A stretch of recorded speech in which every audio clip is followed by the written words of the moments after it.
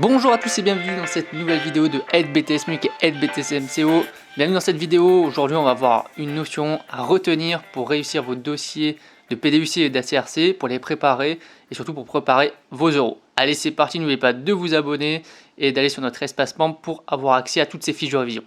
Dans cette vidéo, nous allons voir les types de commerce des UC physiques. Donc, les types de commerce, c'est une caractéristique à définir pour chaque unité commerciale lorsqu'on veut la présenter.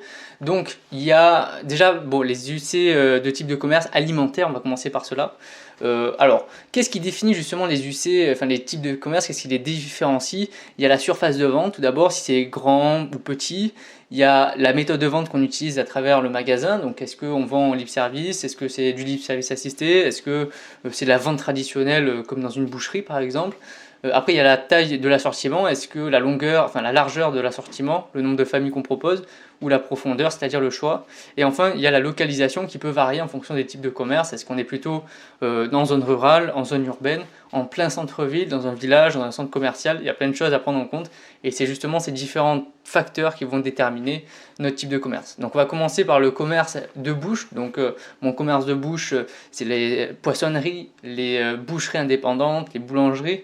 Donc c'est des petites surfaces de vente, principalement dans les centres-villes ou les villages, donc avec une méthode de vente principalement traditionnelle.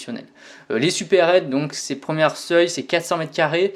Après le supermarché, c'est entre 400 et 2500 mètres carrés en moyenne. Et l'hypermarché, c'est au-delà de 2500 mètres carrés. En sachant que dans les hypermarchés, vous avez des petits supermarchés autour de 6000 m² en moyenne et les grands hypermarchés autour de 10, 15 000 voire 20 000 m². Et donc en fonction, justement, si vous êtes une supérette, un supermarché ou un hypermarché, vous allez avoir des méthodes de vente supplémentaires puisque vous allez avoir plus d'espace, plus de personnel.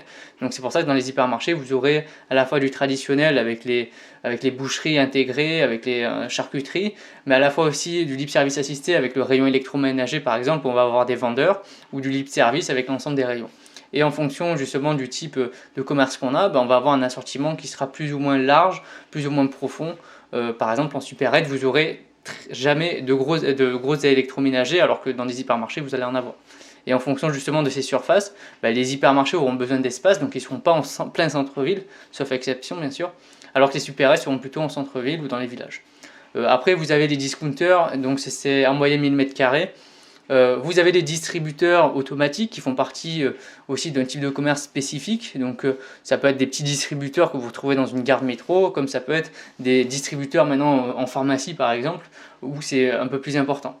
Et vous avez le cash and carry, donc c'est la partie professionnelle en B2B, où là vous avez Métro par exemple qui le fait, où ce sont des grands espaces quand même entre 1000 et 5000 m², à la fois alimentaires ou non alimentaires, principalement dans les zones rurales, périurbains, pour fournir les différents distributeurs. Donc ça c'était les types de commerce plutôt alimentaires. Ce tableau récapitule plutôt bien ce qu'il faut retenir dessus.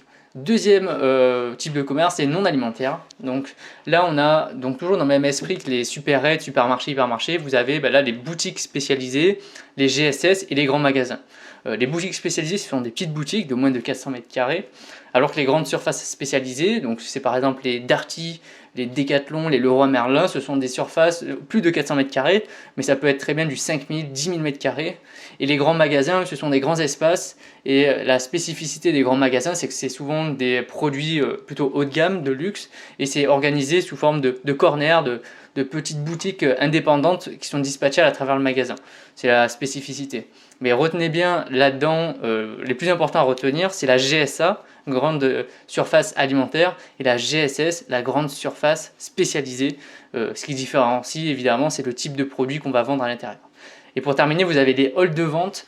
Donc les halls de vente, c'est par exemple dans les concessions automobiles qui permettent d'exposer justement certains produits, où après il va falloir avoir un contact avec le vendeur pour pouvoir commander justement les produits.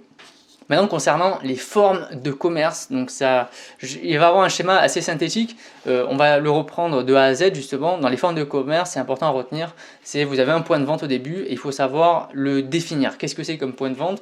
Est-ce que c'est un indépendant d'abord ou est-ce que c'est en réseau? Si c'est un indépendant, c'est tout simplement le petit boulanger du coin ou la boucherie, donc c'est quelqu'un qui a un seul magasin. Si c'est en réseau, c'est une enseigne. Donc il y a une enseigne, il y a plusieurs magasins, il peut en avoir 2, 3, en tout cas il en faut plusieurs. Et souvent bien sûr les réseaux sont très importants en France en grande distribution alimentaire, comme le réseau Auchan, le réseau Carrefour, tous ces genres de réseaux sont très grands. Au sein des réseaux, vous avez 3 types. Vous avez le succursaliste, je vais y arriver. En fait, la particularité, c'est que tous les points de vente appartiennent à la tête de réseau, à la direction.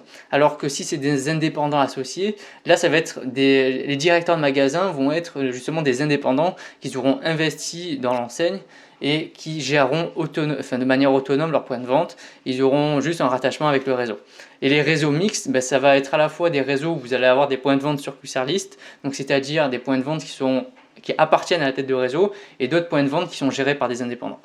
Maintenant, concernant les indépendants, on peut être associé, soit on va commencer par l'horizontalement. Donc horizontalement, c'est le cas du système U, c'est sous forme de coopérative, où en fait voilà, on va prendre des décisions ensemble, tous les magasins ensemble, on va se réunir pour prendre des décisions, alors que si c'est verticalement, donc ça veut dire que c'est un lien qu'on dispose avec la tête de réseau, donc ça peut être faire soit en franchise, où on va reverser des royalties pour exploiter le nom d'enseigne, les process de production de l'enseigne. Soit ça peut être en affiliation, c'est le même principe de la franchise, sauf que le stock ne vous appartient pas, il appartient au réseau. Et enfin la concession, bon, bah, c'est la concession automobile où on a souvent une exclusivité territoriale.